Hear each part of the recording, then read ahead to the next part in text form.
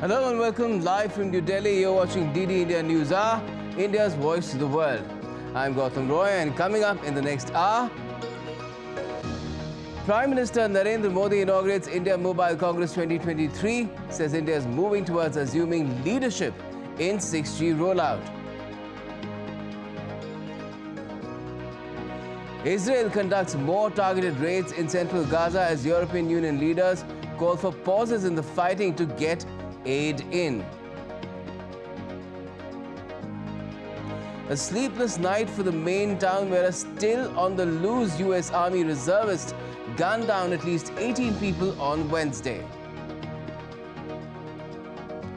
And India jumps to the 4th position in the medals tally at the Asian Para Games being held in China, bagging a total of 96 medals with 24 golds.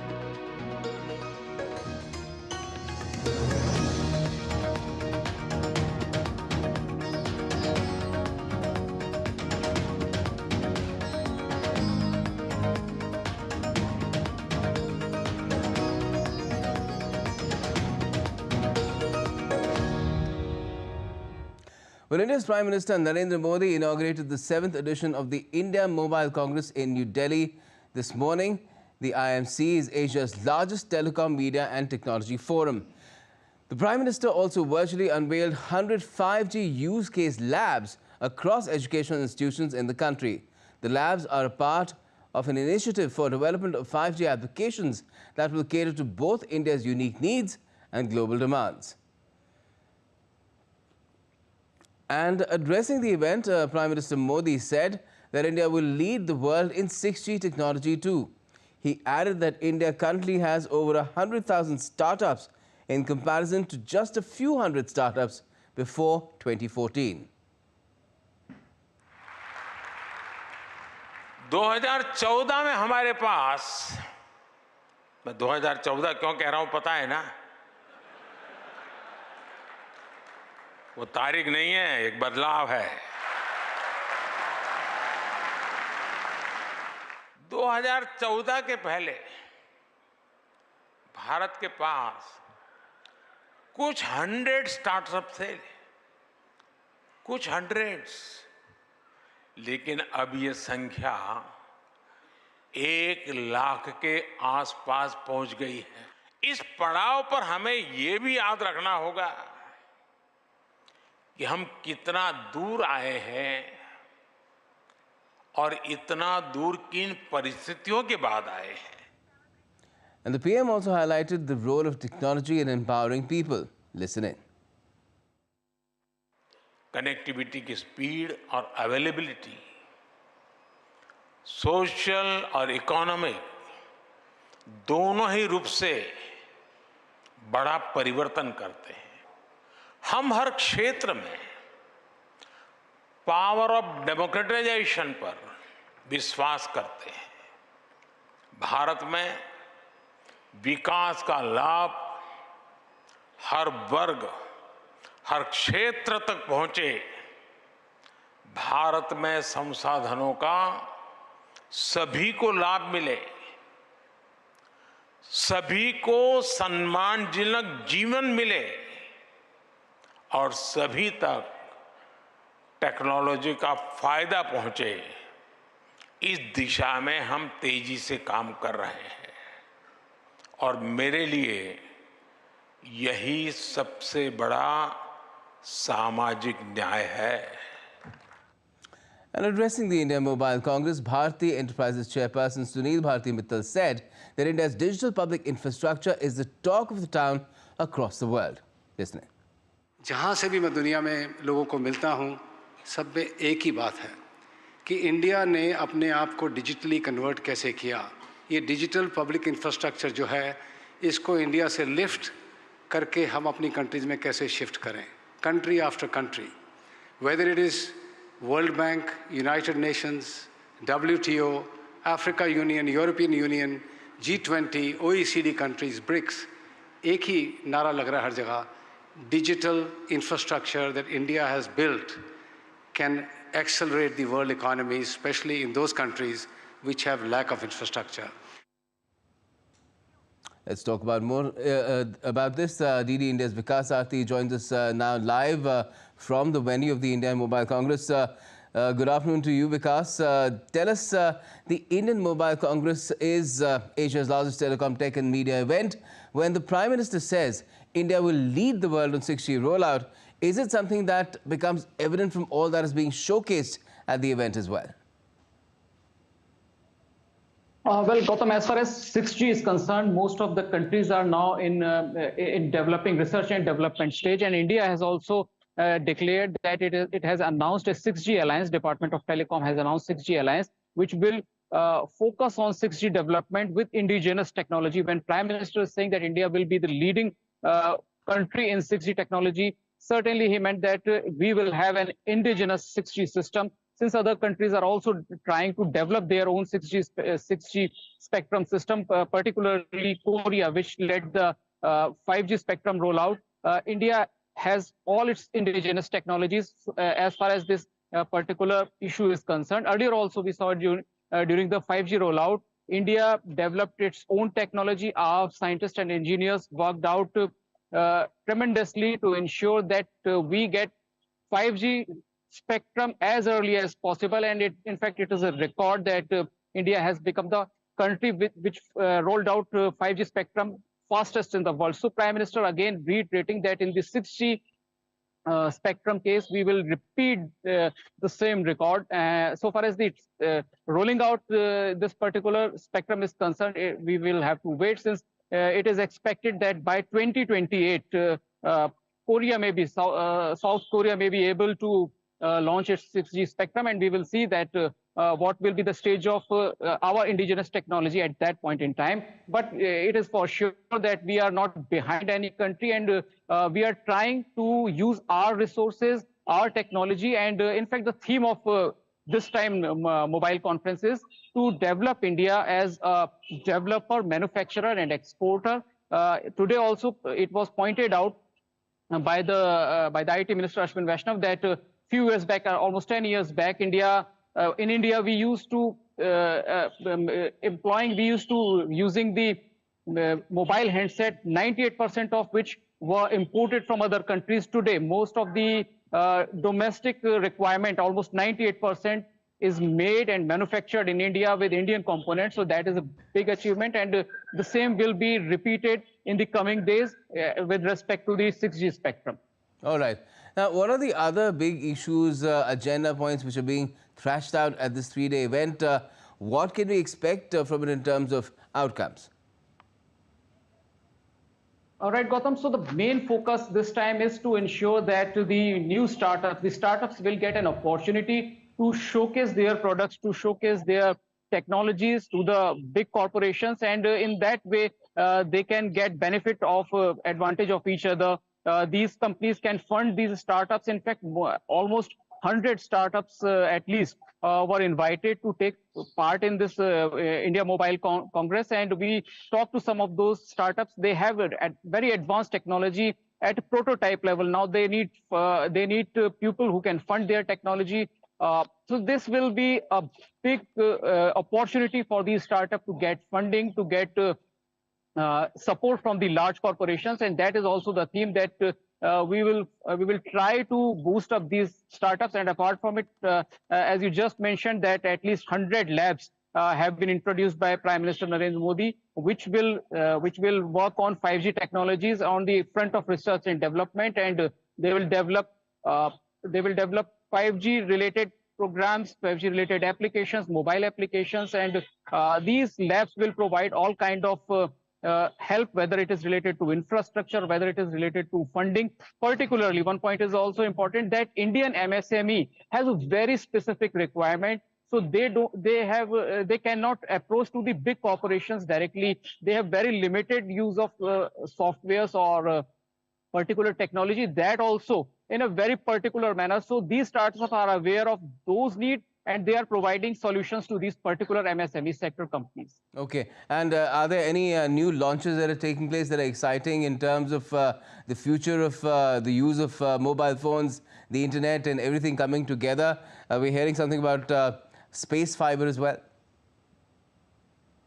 Yes, space fiber is the next big thing. But today, the most of the discussion was remain limited to the ongoing research and development on 5G aspect and what will be the future of 6G network. Apart from it, Gautam, there are 400 speakers who will give their view, who will give their inputs on the challenges of coming future and what have these companies achieved so far. And we expect that tomorrow and day after tomorrow, it's a three-day Congress. So we expect in these 2 days, we will be able to see some new exciting products, whether they are related to mobile handset or so there was companies which have also come up with some drone technologies. So in coming 2 days, in a couple of days, we will be able to see those particular products are being showcased at India Mobile Congress. All right. Vikas, thank you so much for joining us to talk about the India Mobile Congress 2023, the 7th edition, which was inaugurated by Prime Minister Modi in Delhi today. Now, the Pakistani Rangers have initiated an unprovoked firing incident at Indian posts along the international border in Jammu and Kashmir's Arnia area on Thursday. This is in violation of a ceasefire agreement between the two nations. Pakistan's Rangers resorted to mortar shelling targeting border outposts in civilian areas across the border in India. This was countered by the Indian troops befittingly. The intermittent exchange of fire between Pakistani Rangers and India's Border Security Force personnel ended early on Friday. One BSF personnel and a civilian were injured in the cross-border firing.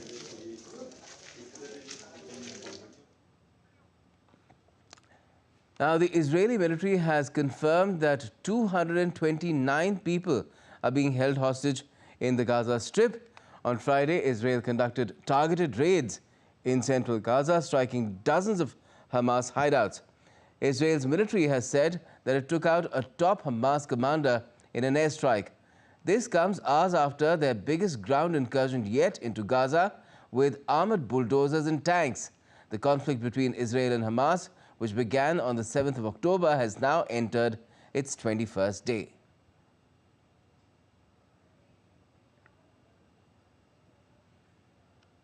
Cindy McCain, the executive director of the UN World Food Programme, has criticized the strict checks on aid trucks at the Rafah crossing from Egypt into Gaza. During an interview on Thursday, McCain called the bureaucracy insane and said the rigorous procedures slow down the flow of aid. The situation on the ground is catastrophic in Gaza, and it's catastrophic because there's no food, there's no water, there's no fuel. Everyone's heard what's going on in that respect. But in the case of food, we haven't been able to get our trucks in. We've gotten just a dribble of trucks in. We need to get a large amount in. The process is the bureaucracy is insane. And so we're asking for to please, this is humanitarian, we're asking to please allow us to go in a way that we can get enough food in to try to feed people and make it a little bit easier to do so. I understand. Okay, let's find out what's happening on the ground. We have DD India's Amritpal Singh now joining us from Jerusalem. If I'm right, Amrit, just tell us, give us a sense of what's really happening. That's right. Because we've had Israel conduct another set of raids into Gaza. How's the Hamas responding, and how's the situation in Jerusalem right now?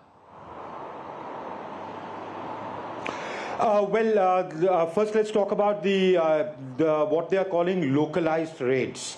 Gautam, they are basically land-based incursions. They are going in small teams backed by fighter jets, UAVs, drones, hitting targets that they have specific intelligence on. Netanyahu and his defense minister, and in fact the whole war cabinet, including the IDF, the Israeli Defense Forces, have been saying that a ground incursion is imminent and we will go in, and even Netanyahu said that in his televised address to his nation day before. So they are threatening to go in. But they are not going in for two reasons, with complete force, like all infantry, tanks, artillery power, for two reasons. One, Benjamin Netanyahu is handling the international pressure. He's gauging how the world reacts to their going in, because the world's been, pressurizing, including the allies in the West, that if you go in, the casualties will go. There'll be a steep climb in casualties, and it will become difficult for us to defend you on the world stage. So all the sympathy you have for the 7th October attack will wane. So you'll have to factor that in. So one, that. The other thing, they are acting on specific intelligence. They are destroying the targets, their military command structures of the Hamas, control centers, their depots, their equipment, their bases. So they are doing that. And they're also reducing their own casualties, because Hamas is still all said and done, despite it being the 21st day, despite the pounding targets through aerial bombing, through missile attacks, through artillery fire, etc. They have not been able to, considerably harm the Hamas. Their top military leadership is intact.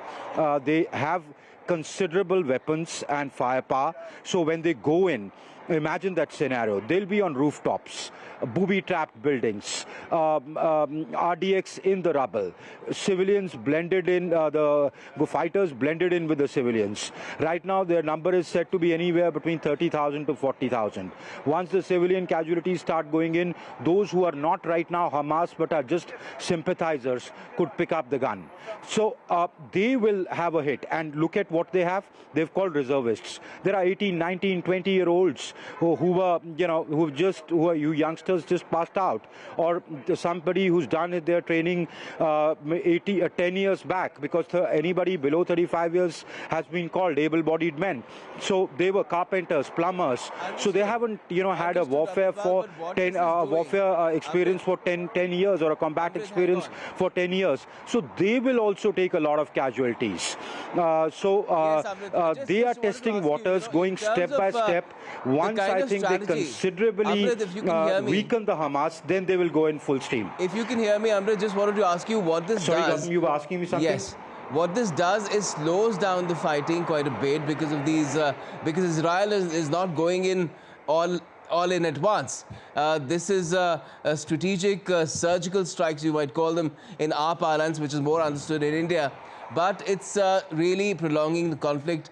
And the other aspect is the humanitarian aspect, the fact that aid is trickling in only. We've heard how people are criticizing the fact that the bureaucracy is being insane in terms of letting in aid. And the misery is just being piled higher and higher, not just for the people in Gaza, not just for the Palestinians in the Gaza Strip, but even for Israelis themselves, because this conflict will keep going on and on. You'll have sirens blowing every now and then, even in cities like Jerusalem, where you are, and people have to duck and hide. That's very right, Gautam. The war is going to be a long, protracted war. This is what the IDF has said. This is what Benjamin Netanyahu, his defense minister, Yoav Gallant, they admit that it's going to be a long haul. One. The effects of that in terms of humanitarian catastrophe that's unfolding in Gaza, we all have seen that. There's no pause, nothing. People are dying due to shelling. Sorry, Gautam? There's no ceasefire, no pause, nothing on that front. No, there is no ceasefire, no pause. They are, the only good thing is, the only small glimmer of hope is the trucks are going in. Sometimes 20 is the agreed numbers. Not every day 20 trucks go. Sometimes 8 go, sometimes 14 go. Some days 20 have also gone. So yes, it's going to be long, protracted, and there is, as you rightly say, the humanitarian crisis more in Gaza, but also there is displacement along the borders with Gaza and Lebanon here in Israel as well. Gautam. All right, Amrit, you keep an eye on what's really happening on the ground.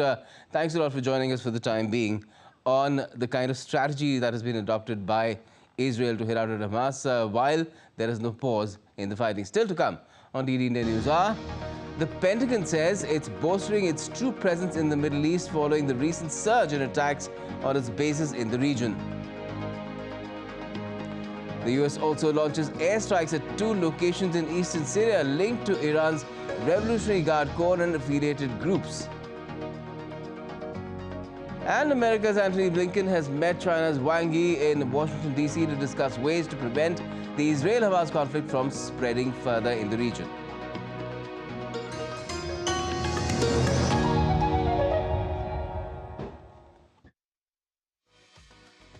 India that invents. India that innovates. India that excites. India that invites. Land of possibility. Teeming with opportunities. Watch India Ideas each Thursday, 8 p.m. only on DD India. In a world that...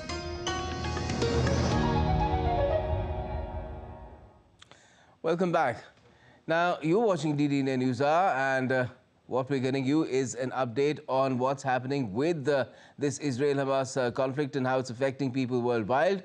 While EU leaders on Thursday have called for pauses in Israeli bombing and Hamas rocket attacks to get humanitarian aid into Gaza. After more than 5 hours of discussions, EU leaders reached an agreement on the Middle East.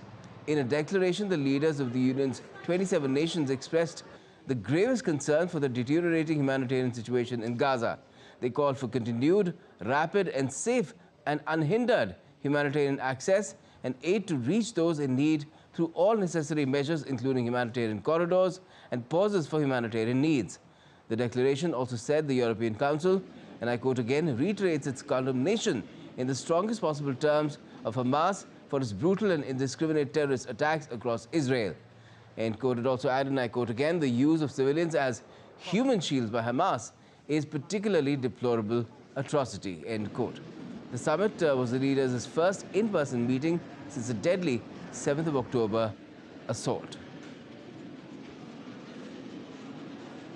And European Union leaders will be discussing the bloc's budget, competitiveness and the Eurozone on the second day of the European Council meeting. This comes after they agreed to call for humanitarian pauses and corridors in Gaza to allow for aid to reach civilians. DD India's Julia Chapman reports from Brussels. Day 2 of the European Council summit will focus more on the European Union's competitiveness and the health of the economy of the countries that use the euro as their currency, with Eurozone members having their own chats alongside the President of the European Central Bank, Christine Lagarde, after rates were held in the Eurozone on Thursday. And Lagarde said that although the economy will remain fairly flat this year, the growth prognosis over the next few years is a positive one. But on Thursday, the main focus when the European Union leaders got together for talks here in Brussels was very much the Middle East, and there was a lot of wrangling over the language that would be used in the joint declaration signed by leaders at the end of the first day of their talks. Some countries wanted to call for a ceasefire in Gaza. Others wanted to stress rather Israel's right to defend itself. But ultimately what the wording came to was an agreement that there should be calls for humanitarian corridors and pauses to allow aid to reach civilians inside Gaza, something that all European leaders agree is necessary. They have urged both sides to protect civilians, saying that that is the most important thing in this conflict, but certainly a difference of opinion when it comes to how that should be carried out. There were also discussions about Ukraine, with some dissent over how much future aid money should be allocated to Kiev as it fights Russia in its war, but also discussions about the budget that will be involved in, with some 50 billion euros allocated provisionally for Ukraine over the next 4 years. Some countries like Hungary and the new administration in Slovakia saying that is not something that they are going to agree on. And of course, budgets require unanimity among all 27 European Union member states. Julia Chapman in Brussels, reporting for DD India. Now, about 900 additional U.S. troops are heading to the Middle East or have newly arrived there to bolster air defenses to protect U.S. personnel amid a surge in attacks in the region by Iran-affiliated groups. The Pentagon said on Thursday, as tensions soar over the Israel-Hamas war, U.S. troops have been attacked at least 12 times in Iraq and 4 times in Syria in the past 1 week. That was Pentagon spokesperson Brigadier General Patrick Ryder, who held a news briefing.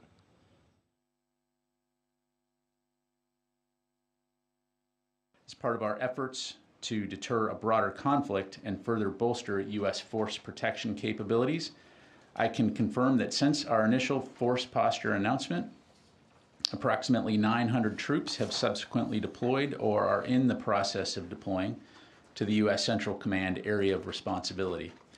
These include forces that have been on prepare to deploy orders and which are deploying from the continental United States. Deployed and deploying units include a terminal high-altitude area defense battery from Fort Bliss, Texas, Patriot batteries from Fort Sill, Oklahoma, Patriot and Avenger batteries from Fort Liberty, North Carolina, and associated air defense headquarters elements from Fort Bliss and Fort Cavados, Texas. While I won't talk specific deployment locations for these forces, I can confirm that they are not going to Israel and that, again, they are intended to support regional deterrence efforts and further bolster U.S. force protection capabilities. And the U.S. military has also launched airstrikes early Friday on 2 locations in eastern Syria linked to Iran's Revolutionary Guard Corps and affiliated groups. The Pentagon said these precision self-defense strikes are a response to a series of ongoing and mostly unsuccessful attacks against U.S. personnel in Iraq and Syria by militia groups that began on the 17th of October when the Hamas struck Israel. Meanwhile, top diplomats from the U.S. and China, Antony Blinken and Wang Yi, held a crucial meeting in Washington, D.C. to discuss preventing the Israel-Gaza conflict from spreading beyond its borders. Both the countries have expressed a readiness to collaborate. Caroline Malone provides the details from Washington, D.C. Ahead of his meeting with the U.S. Secretary of State Blinken, Chinese Foreign Minister Wang Yi said the 2 nations need to have dialogue to reduce misunderstanding and seek more stable relations, but that he's hopeful that the talks will be constructive. Wang is also due to meet National Security Advisor Jake Sullivan on Friday. There's also a chance for direct talks with President Biden. The US and China have been ramping up diplomacy in recent months after years of testy relations.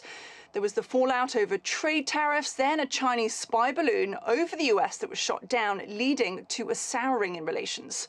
But in recent months, US officials have visited Beijing, and now Chinese officials are in the US.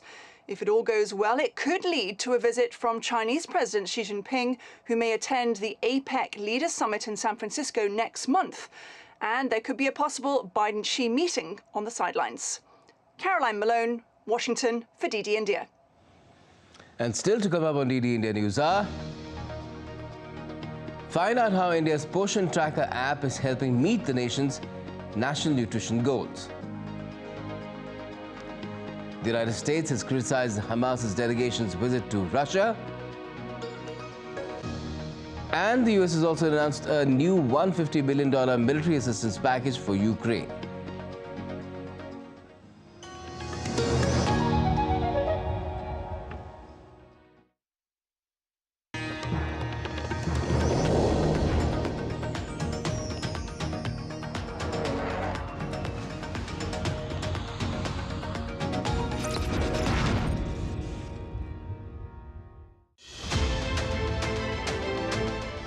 ISRO women luminaries are going to share their experiences, their stories. How to become a scientist, how to do what to do for the future. They're thinking about all those things. Sky is not the limit, that is what we have proven now. Now we have to go beyond the sky. Develop our curiosity. Try to learn the science from the nature. With the Gaganyaan mission and the upcoming future missions to Mars landing and other things, your people's interaction is really required.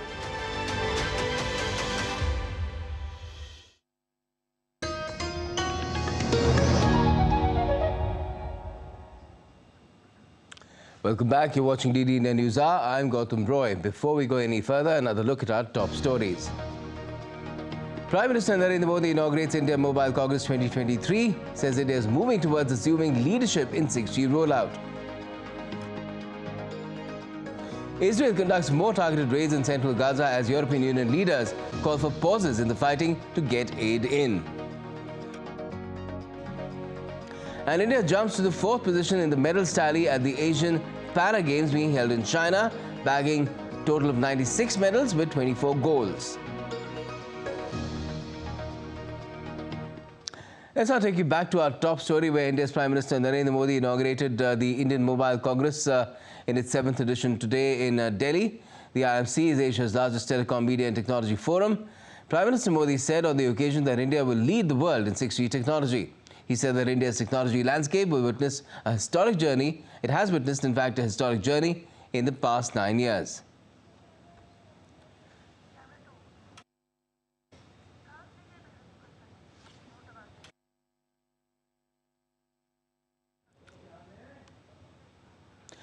India has used its digital revolution to power up its payments infrastructure in a manner the world has never seen. The world has been left in complete awe of this prowess, and the spin-off benefits and potential are being seen as immense by experts and global agencies. Take a look. The Government of India is committed to expanding digital transactions in the Indian economy. IT is aimed at digitizing the economy with consequent benefits of efficiency, transparency and quality. India is being discussed on the global stage. JP Morgan has elevated India to overweight rating, including 3 stocks in its EM portfolio. This upgrade aligns JP Morgan with other prominent global brokerages like Morgan Stanley, CLSA and Nomura, who have also pushed India to an overweight status. India's instant payment system has proved to be a game changer. UPI has not only been used domestically but is also being hailed worldwide. US Treasury has praised UPI for cross-border payment leadership. The UPI stands out in advancing bilateral links between other countries, including Singapore and the UAE. Referring to India, Shambag said that some jurisdictions with strong bilateral economic relationships are going further and interlinking their fast payment systems. He added that UPI also enables settlements of payments across networks. Shambag also hailed the G20 payments roadmap, saying that it has channeled efforts for near-term growth. Falling in line with this commitment, the Indian Prime Minister Narendra Modi launched a microcredit scheme for urban street vendors, known as PM Swanidhi scheme in 2020, which has a phenomenal impact by ensuring inclusive entrepreneurship. India's central bank, SBI, also analyzed that transformative impact on PM Swanidhi. As per the SBI report, PM Swanidhi has ensured inclusive entrepreneurship. PM Swanidhi has seamlessly connected marginalized urban micro-entrepreneurs. Almost 75% of loan beneficiaries come from non-general category. OBCs account for 44% of total disbursement, while SC/STs account for 22%. 43% of total beneficiaries are women. The female share indicates empowerment of entrepreneurial capabilities of urban females. So I think this Prime Minister Swanidhi scheme, which was launched during the COVID time, is a very interesting proposition because it incentivizes the entire structure of loan taking and loan repaying, because if you pay the first loan, you get double the amount of the second loan. If you pay the second loan, you get 2.5 times that of the second loan. So in effect, actually, what is happening is that we can see that the ratio of those people who are actually taking the second loan out of the first loan and the third and the second loan is actually progressively going up. This means that people are very conscious of having a better credit history so that they can get integrated into the banking system.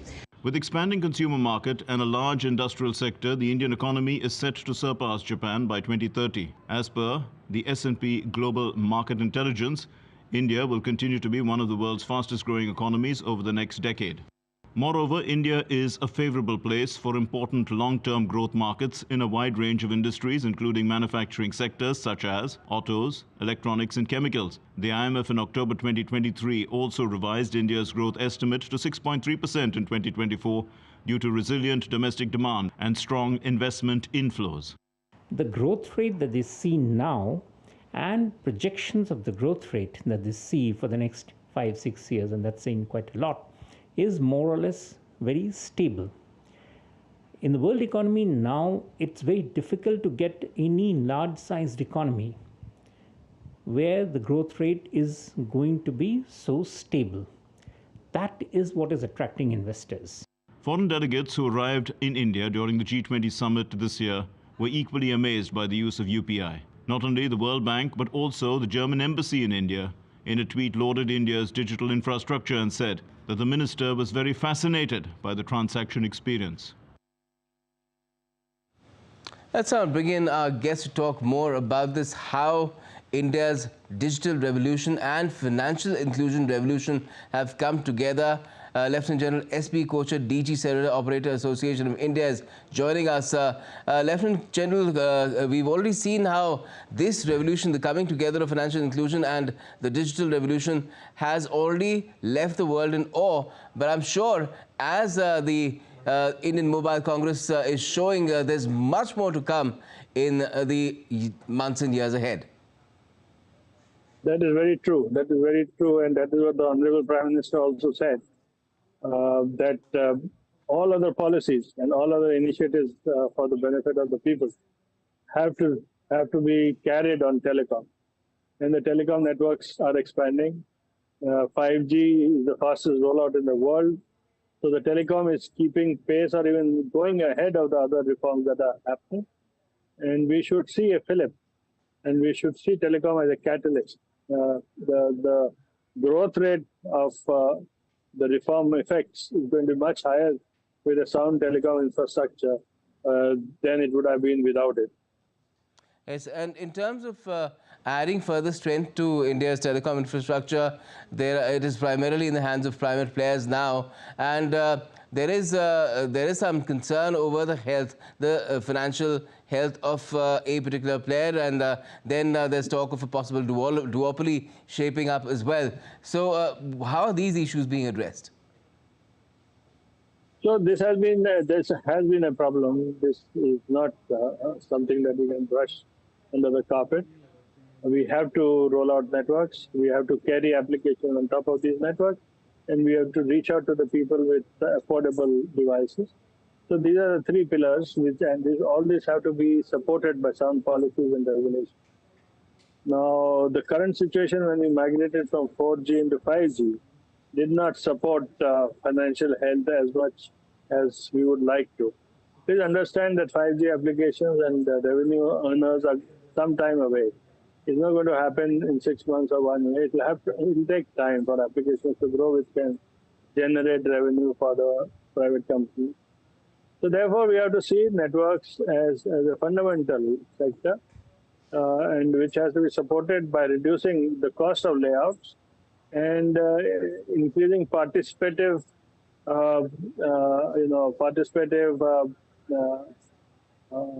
sharing of costs by people who benefit from these telecom networks. Only then we can go forward in building a sound and a resilient ecosystem which supports the initiatives taken by the Honorable Prime Minister in all other spheres. Definitely. Thank you for joining us in talking about it, how India's digital revolution and financial inclusion are going hand in hand, and it's going to be further revolutionized with the kind of telecom changes in the telecom arena that we're witnessing through the Indian Mobile Congress. Thank you, General Kochar. Now, the National Poshan Abhiyan or National Nutrition Mission, initiated with the aim of ensuring the health of women and children in the country, is gaining new momentum through technology. The Poshan Tracker app is benefiting millions of people across the country. Take a look at this report. The Indian government, under the leadership of Prime Minister Narendra Modi, has been making numerous efforts to address the issue of malnutrition in the country. The Poshan Abhiyan or National Nutrition Mission, launched by PM Modi in 2018, is one such nationwide program. It particularly emphasizes improving the nutritional status of adolescent girls, pregnant women, lactating mothers and children up to 6 years of age. The launch of Poshan Tracker app in 2021 played a significant role in shifting the momentum of the mission in the next gear. Poshan Tracker नाम का एक IT system बना है. The beneficiaries of Poshan Abhiyan are being identified and tracked systematically via the Poshan Tracker app. Moreover, the app offers recommendations on enhancing the health of its beneficiaries. The nutritional status of crores of children is monitored on a regular basis. These information is collected from over 1 million childcare centers in India. The app also advises on how to improve the health of beneficiaries. nutritional status hai. The app has been integrated with smartphones at all the Anganwadi or rural childcare centers in India. According to Dr. Paul, India may be the only country in the world where real-time nutritional status at the Anganwadi center level is available through the Portion Tracker app. Digital technology ke dwara Digital technology has become the medium to take people-centric, women-centric and child-centric programs to every Indian household.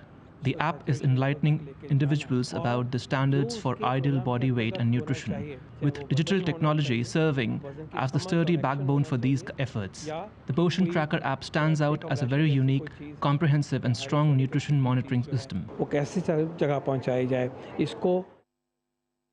The Portion Tracker app includes information about nutritional interventions, hemoglobin levels, growth monitoring, and vaccination information of pregnant and lactating women, children, adolescent girls, and boys.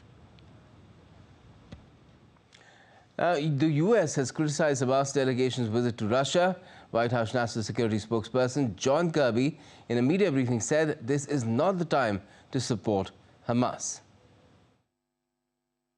Our message to any other nation around the world is this is not a time to be supporting Hamas's ability to continue to kill Israelis, and it's certainly not a time, or any nation out there that wants to be involved should look for ways to be involved to help Israel defend itself and to help get humanitarian assistance in. So we'll see what comes of the conversation.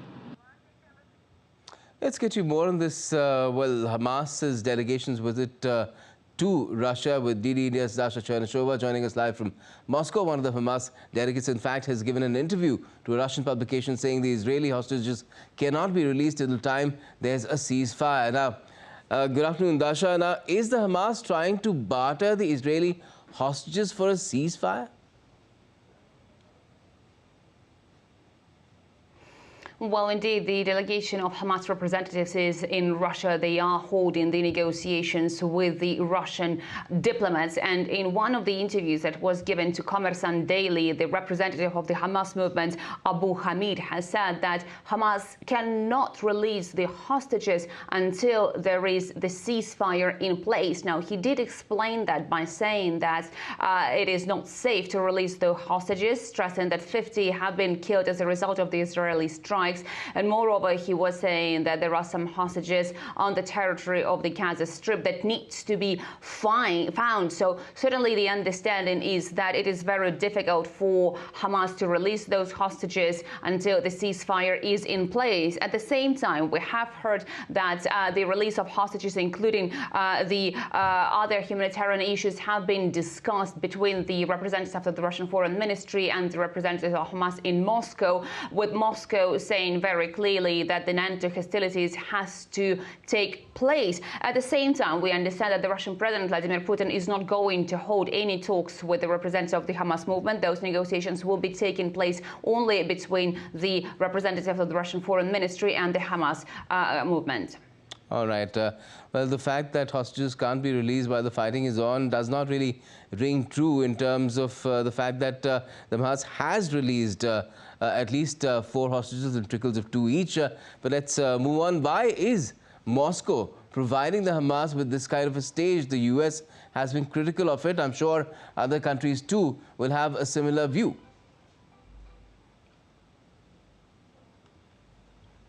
Well, Moscow has long been maintaining contact with all sides of this conflict for years and actually for decades. So Moscow insists that the contact is something that is paramount to find a long-lasting solution. Now, Moscow has been very clearly saying that an end to hostilities is what is needed. So we understand it is trying to broker and to mediate somehow the differences that are present between the positions of these sides. At the same time, the Russian president did say that what was happening in the the Middle East at the moment was nothing less than humanitarian catastrophe, and Moscow was calling for the end of hostilities. And Moscow does say that the establishment of two states is what is needed to bring about the lasting solution to this conflict. And also, we understand that while in Moscow, the Hamas representatives did have an opportunity to outline the events of the October the 7th to the Russian diplomats. So certainly for Russia, the very clear picture at the moment is that everything has to be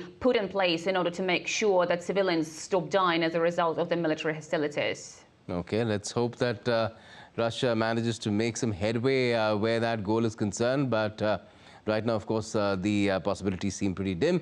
Thanks a lot for joining us for the moment, Tasha Chernashova. Now let's take you over to the US, where a manhunt is continuing in the state of Maine after a gunman killed 18 people and injured another 13. Authorities have released pictures of a man carrying an assault rifle entering two establishments where he opened fire. Our US correspondent Nick Harper has sent us this report. An unsettling, unnerving day during which much of southern Maine was under lockdown. People barricaded in their homes in fear of what might happen next. Schools and businesses, many of them closed for the day, while police searched for the suspect. That suspect, 40-year-old Robert Card, seen in a bowling alley and restaurant with an assault rifle. Police releasing those pictures soon after the shootings took place on Wednesday night. Maine's Governor, Janet Mills, spoke about the profound sadness that the community was dealing with. She said that the city of Lewiston, where these shootings unfolded, did not deserve that terrible assault. Now, Maine is a state of about 1.3 million people. It's considered one of the safer states in the United States. But attention is now turning to issues of mental health and gun control. Robert Card was reportedly a gun instructor, but also had known mental health issues, raising questions about how he was able to own a firearm, which is leading the White House to call for a ban on assault weapons. There was a 10-year ban that was in place until it lapsed in 2004 and hasn't been reinstated since then. President Biden, during his time in office, has been calling for a ban on assault weapons. We heard that again from the White House podium. The press secretary, Karine Jean-Pierre, saying that the president wanted that ban to be in place. But to do so, it must pass through Congress, and many Republicans there argue that the right to bear arms is a constitutional right and not something that should be dictated to them by the White House. So far, there have been at least 565 mass shooting incidents in the US this year. Nick Harper in Washington, reporting for DD India. Let's now get you some more updates from around the world. Now, coming soon on Netflix, witness the untold story of Princess Diana's final days in the gripping trailer for the highly anticipated 6th season of The Crown. Elizabeth Debicki reprises her role as Diana, capturing the heartfelt moments leading up to her tragic car accident alongside her lover, Dodi Al-Fayed. More than 200 beams of light illuminated the night in Jerusalem on Thursday in an exhibit called Lights of Hope, a tribute to hostages held by the Hamas. Mexican F1 driver Sergio Perez urged netizens to show their support for Red Bull teammate Max Verstappen and his Formula One rivals by respecting him during his home Grand Prix. Mexican driver Perez has won 15 of 18 races this season, securing his third driver's title in Japan. And still to come on DD India News Hour, India has handed over cricket equipment to Nepal's cricket team in a gesture of friendship between the two neighbors, India and Nepal. With 2 more days left in the Asian Para Games, India is on course to achieving its target of 100, a century of medals in this Hangzhou edition. And a groundbreaking new Beatles song employing artificial intelligence to bring the late John Lennon's voice back to life is set to be released next week.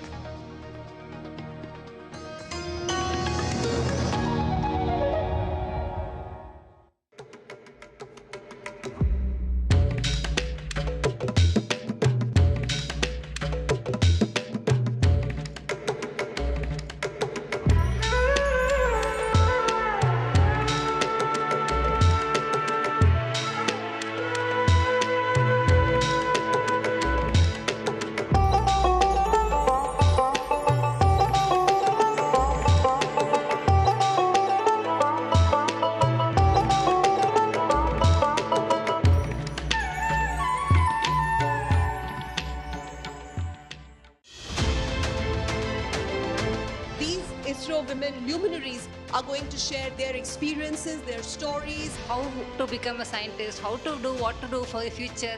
They're thinking about all those things. Sky is not the limit. That is what we have proven now. Now we have to go beyond the sky. Develop our curiosity. Try to learn the science from the nature. With the Gaganyaan mission and the upcoming future missions to Mars landing and other things, your people's interaction is really required.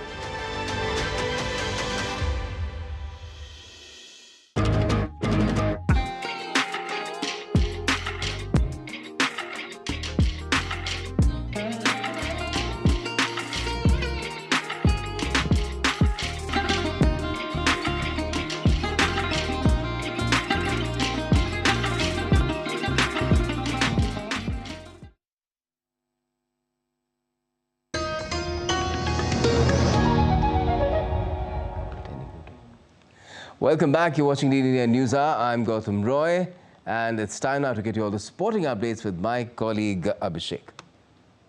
Right, thank you so much, Gautam. We'll start with the new chapter that has been written between India and Nepal in cricket. Embassy of India in Kathmandu warmly welcomed the Nepal national cricket team led by Captain Rohit Paudel and the executive members of the Cricket Association of Nepal at the embassy. At the event, Ambassador of India to Nepal, Naveen Srivastav, handed over professional sporting equipment, including 20 cricket bats, to Nepal cricket team captain. The Nepal cricket team also presented a signed jersey to the ambassador of the cricket team. This would add a new strand to robust people-to-people ties between India and Nepal. And the ambassador wished the cricket team good luck for the upcoming Tri-Nation T20 Cup finals and the ICC T20 World Cup qualifiers, scheduled to begin at the end of the month.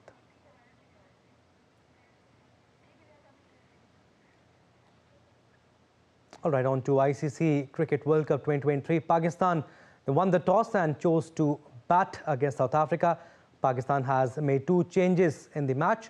Hassan Ali is sick, so Mohammad Wasim Jr. makes it to the 11, and Mohammad Nawaz comes back in place of Osama Mir. So Babar Azam and company have won 2 matches out of 5 and are under tremendous pressure to win a game and to be in the contention for the semi-finals. And for the record, South Africa last beat Pakistan in a World Cup ODI or T20I in the 1999 edition and has lost each of the 6 head-to-head encounters since. Until the last reports came in, Pakistan were 58 for 2 after 10 overs. And talking about yesterday's match between England and Sri Lanka, chasing a target of 157, Sri Lanka defeated the defending champion England by 8 wickets with 146 balls remaining. And this is Sri Lanka's 5th consecutive win over England in World Cup matches, which means this has been the result of this particular fixture for the past 20 years. Sri Lanka lost 2 quick wickets of Kusal Perera and Kusal Mendes, but Sadira, Sama Vikrama and Pathum Nissanka built a strong partnership to make it one-sided at the end. For England, the only successful bowler was David Willey, who took 2 wickets.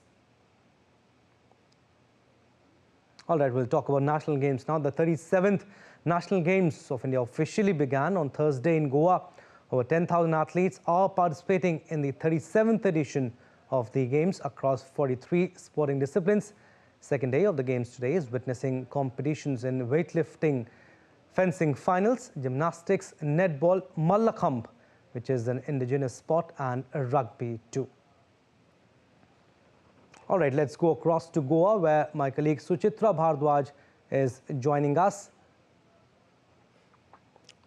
All right, second day of the National Games today. Over 10,000 athletes, around 3,000 more than the previous edition in Gujarat.